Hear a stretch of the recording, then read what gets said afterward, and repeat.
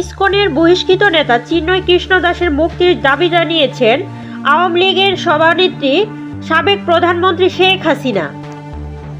আওয়ামী লীগের official Facebook পেজের মাধ্যমে দেওয়া এক বিবৃতিতে তিনি এই দাবি জানিয়েছেন।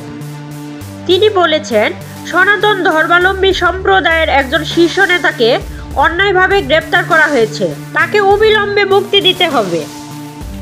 তিনি আরও বলেছেন, চট্টগ্রামের মন্দির পুড়িয়ে দেওয়া হয়েছে। এর আগে মাজার, মসজিদ, গির্জা, মঠ এবং আহমদিয়া সম্প্রদায়ের ঘরবাড়ি আক্রমণ করে ভাঙচুর ও লুটপাট করে আগুনে পুড়িয়ে দেওয়া হয়েছে। সব সম্প্রদায়ের মানুষের ধর্মীয় স্বাধীনতা এবং জানমালের নিরাপত্তা নিশ্চিত করতে হবে। সাবেক প্রধানমন্ত্রী বলেছেন, চট্টগ্রামে একজন আইনজীবীকে হত্যা করা হয়েছে।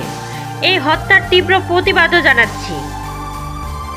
হত্যাকাণ্ডের সাথে জড়িত তাদেরকে খুঁজে বের করে দ্রুত শাস্তি দিতে হবে। উক্ত ঘটনার মধ্য দিয়ে চরমভাবে মানবাধিকার লঙ্ঘিত হচ্ছে।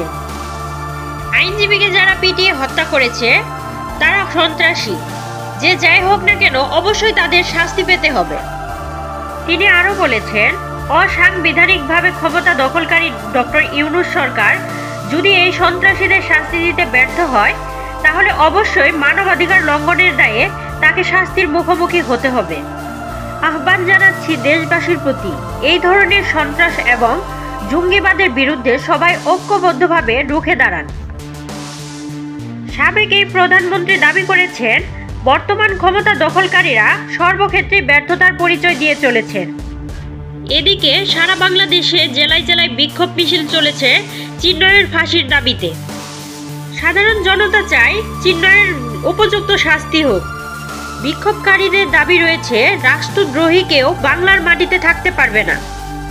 চিন্ময়ের আড়ালে আওয়ামী লীগের অবস্থান এবং ষড়যন্ত্রমূলক কার্যক্রম আওয়ামী লীগই চালাচ্ছে বলেছেন সমন্বয়করা। ডক্টর ইউনূসের কাছে চিন্ময়ের অপরাধের উপযুক্ত শাস্তির দাবি জানিয়েছেন সকলে। দর্শক, এতক্ষণ সাথে থাকার জন্য ধন্যবাদ।